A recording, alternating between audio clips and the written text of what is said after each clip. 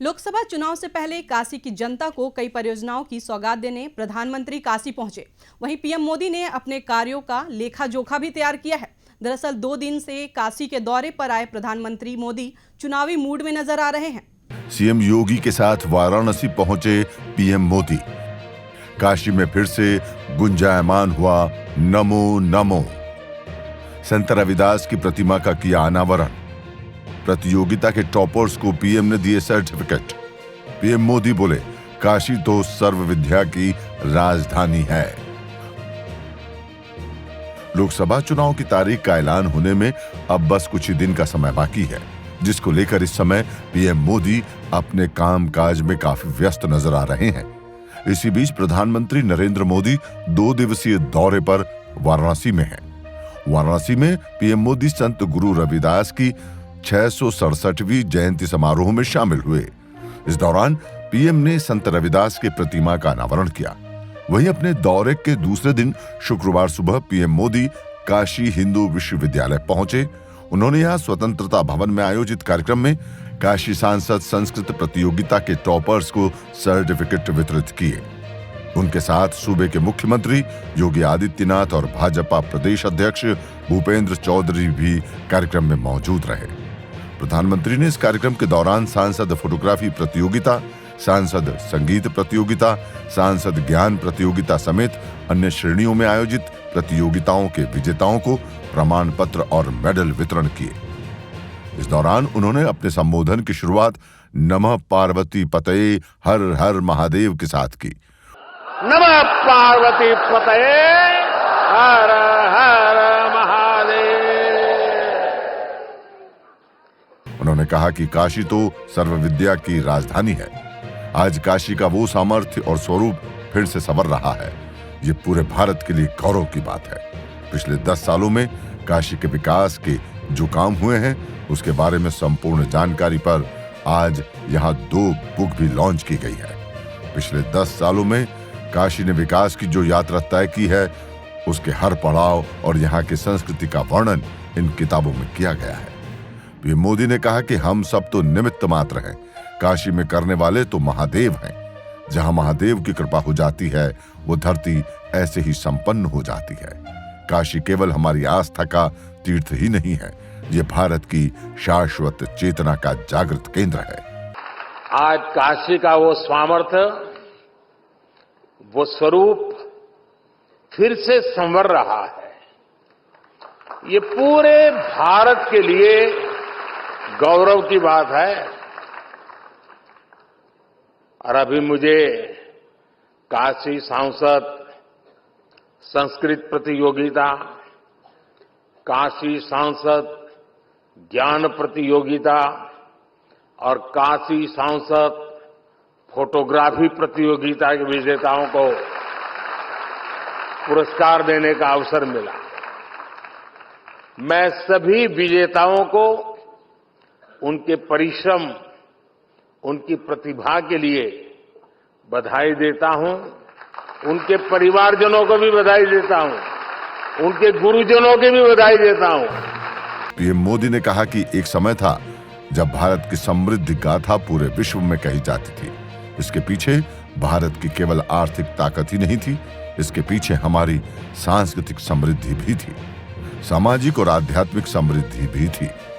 काशी जैसे हमारे तीर्थ और विश्वनाथ धाम जैसे हमारे मंदिर ही राष्ट्र की प्रगति की यज्ञशाला हुआ करती थी। यहाँ साधना भी होती थी और शास्त्रार्थ भी होते थे। यहाँ संवाद भी होते थे और शोध भी होते थे। यहाँ संस्कृति के स्रोत भी थे और साहित्य संगीत की रचनाएं भी थी। प्रधानमंत्री नरेंद्र मोदी ने कहा, काशी शिव की भी नगरी है, ये बुद्ध के उपदेशों की भी भूमि है। काशी जैन तीर्थंकरों की जन्मस्थली भी है और आदि शंकराचार्य को भी यहाँ से बोध मिला था।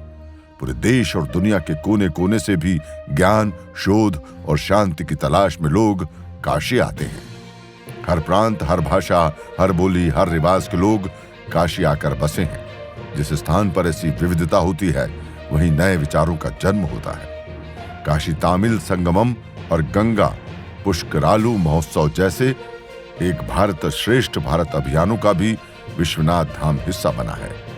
नई काशी नए भारत की प्रेरणा बनकर उभरी है। मैं आशा करता हूं कि यहां से निकले युवा पूरे विश्व में भारतीय ज्ञान परंपरा और संस्कृति के ध्वजवाहक बनेंगे। काशी केवल हमारी आस्था का तीर्थ ही नहीं है, ये भारत की शाश्वत चेतना का जागृत केंद्र है।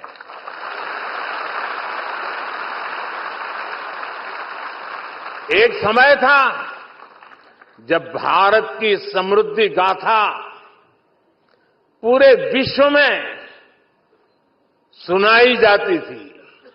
इसके पीछे भारत की केवल आर्थिक ताकत ही नहीं थी, इसके पीछे हमारी सांस्कृतिक समृद्धि भी थी, सामाजिक और आध्यात्मिक समृद्धि भी थी। काशी जैसे हमारे तीर्थ और विश्वनाथ धाम जैसे हमारे मंदिर ही राष्ट्र की प्रगति की यज्ञशाला हुआ करती थी। यहां साधना भी होती थी, शास्त्रार्थ भी होते थे। यहां संवाद भी होता था, शोध भी होता था। जहां संस्कृति के स्रोत भी थे, साहित्य संगीत की सरिताएं भी थी।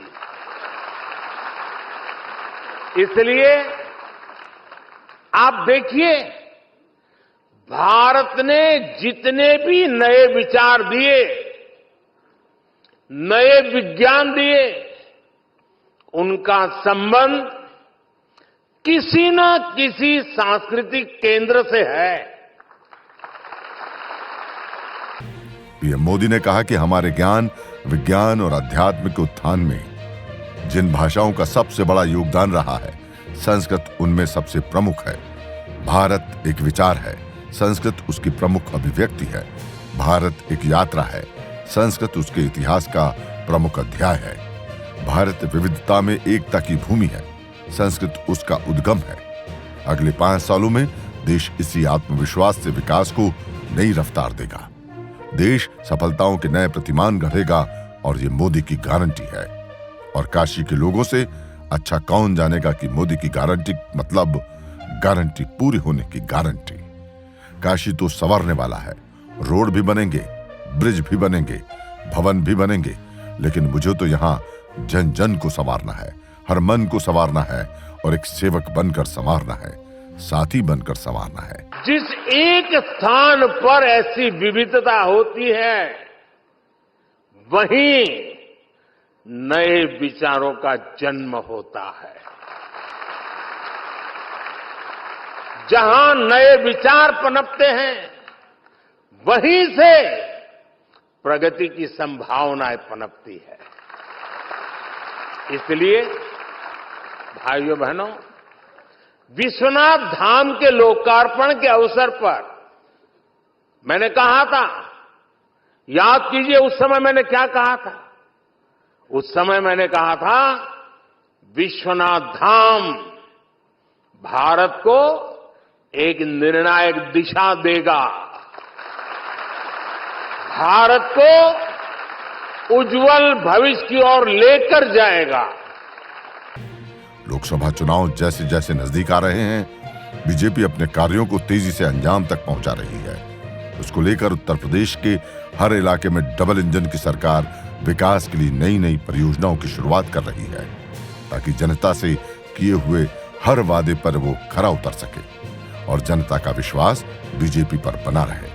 आपको बता दें कि काशी के सांसद के रूप में पीएम मोदी के विजन को साकार करने में बहुत बड़ी भूमिका निभाई है। पिछले 10 साल में काशी में अभूतपूर्व विकास हुआ है। आज काशी में इस पर 2 बुकलेट भी लॉन्च की गई है। इसमें यहां हुए विकास के हर पड़ाव और संस्कृति का वर्णन किया गया है। इसके अलावा जितनी भी प्रतियोगिता काशी में आयोजित की गई है, उन पर भी छोटी छोटी पुस्तकें लॉन्च की गई है। Bureau report. इस बात का इसी से अंदाजा लगाया जा सकता है कि 100 दिन से भी कम समय चुनाव की तारीख घोषित होने में है और बीजेपी 10 पॉइंट पर फोकस करना चाहती है, जहां पर ज्यादा काम उन्होंने किया है।